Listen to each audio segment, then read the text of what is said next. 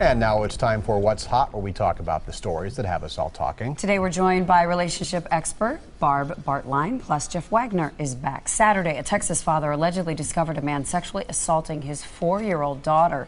The father hit him so hard, the man died. That father has not been arrested for murder. Question, what should he face, if any charges at all in this case? Nothing. I mean, there's no way, even if you could technically say the guy violated the law, there is no way that you would ever find a jury of people in Texas or anywhere that would convict him. This was a 43-year-old ranch hand that the guy caught in the middle of molesting his 4-year-old daughter. He pulled him off and then, in a fit of rage, ended up beating him to death. That's unfortunate. Maybe it's technically a violation of the law, but I tell you, it is what it is. Barb, do you want to weigh in? Sure. There is simply nothing stronger than a parent's love for their child. And I'm sure this father just reacted very, very quickly, probably without even thinking. It's almost genetically programmed. And so I agree. I really think they'd have a hard time convicting him. Yeah, I don't imagine anybody reacting any differently, actually. I mean, he went in to rescue his daughter. Right. Now, again, I mean, look, there is the law, and the law says you can only use so much force as is reasonably necessary to stop the assault. So you could say, okay, after you pulled him off and you hit him once or twice, you should have stopped, and you didn't. Okay, that's the law, and then there's the reality. And the reality here is, again, I think any parent hears the story and they're thinking, I would have done exactly what this guy did. No way you ever get a conviction. And Jeff, I mean, would a jury ever buy intent in a case like this, that, this guy intended to kill him? Right, no, and matter of fact, the sheriff, he said, look, there's no question in my mind the guy didn't intend. He was just in this rage when he catches some 43-year-old guy molesting his 4-year-old daughter. He did what anybody would have done in Texas or pretty much anywhere else. Yeah, I was going to say, also, let's point out, it is in Texas. Right. So the father should be okay in this situation. Right. Whole different set of rules in Texas. All right, coming up next, why a group is angry at the governor's choice of beverage at yesterday's big Lean or line, Barb? Help me with this. Line. Line. Let's get that right since you're new to the party here. And of course, our old buddy Jeff Wagner from News Radio 620 WTMJ. A new technology called microstamping could immediately track a shell casing to the gun that fired it. Law enforcement agencies say it could take them from the Stone Age into the Jet Age in an instant, but members of the gun industry and the NRA say this system would unfairly focus on legal gun owners. What do we think? I don't have any issue with this at all. I mean, look, the bottom line is, if you're a legal gun owner and you use firearms in a legal and responsible manner, you have nothing to worry about. This would be great in trying to trace crime guns and things like that, and I have no problem with it at all. This is great technology for law enforcement. I say take advantage of it. This technology is absolutely critical.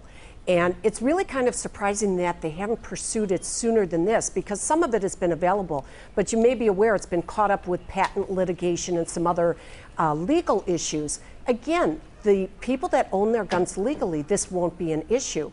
I know the NRA and people are touting Second Amendment rights and so on, but truly this would be a real benefit for crime reduction. We already have serial numbers on guns. Sounds like no different than that. Well, this actually marks the shells, so they can immediately, at a crime scene, be able to identify what gun was shot that particular cartridge. It would be very critical in solving crimes. Yeah, I don't know why anybody would be opposed to this. I mean, again, if you're a legal gun owner, it's highly unlikely that you are involved in a crime, and if you are, it should be traced back to you. So yeah, it's technology, exactly. Yeah. Well, here's our third topic now. Governor Scott Walker's plans to serve beer at the Brat Summit has upset at least one Wisconsinite. The president of the Women's Christian Temperance Union says the problems facing the state are serious and the judgments of policymakers should not be clouded by alcohol. This is the same group, we'd like to point out, that successfully lobbied for prohibition decades ago. I don't think they're going to be making policy at this little get-together. It's just, to try to make amends and get both sides working together when they go back to work. I imagine Carrie Nation marching into the governor's mansion with her axe. Right, and a bonnet. and the bonnet. Okay, this is why this group is down to 5,000 members nationwide. Okay, I mean, look, I understand. Now, if they were bringing down kegs of beer and having a giant kegger on the floor of the state assembly, okay, that's an issue. Okay, this is Wisconsin. all right, you're having a cookout. I don't think that their judgment is clouded because they might have a Miller Lite or something. There's all sorts of serious issues. This is not one, and this lady really needs to get a life. I agree she needs to get a life, but I do think there's another issue, and that is alcoholism in Wisconsin is a major issue. And we have one of the highest drinking rates of any state. So you have to sort of ask, what kind of position does the leadership in the state take? And what kind of modeling do they have for the citizens, and in particular young adults and even teenagers? I do think there's an issue with this. And maybe we could do something a little bit classier than beer and brats. This is Wisconsin. This is Wisconsin. That's right. This is Wisconsin. I'm not endorsing drunken driving or alcoholism, but the key is, I think everybody that goes to cookouts in Wisconsin or Miller Park to watch the Brewers or the Packers, there's nothing wrong with having a beer or two, and I don't think there's anything wrong with having a beer with your hot dog. Having 10 beers, that's a different story. Yes. Yeah. I would agree.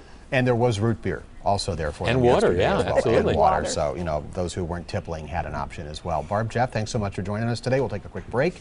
We will be right back.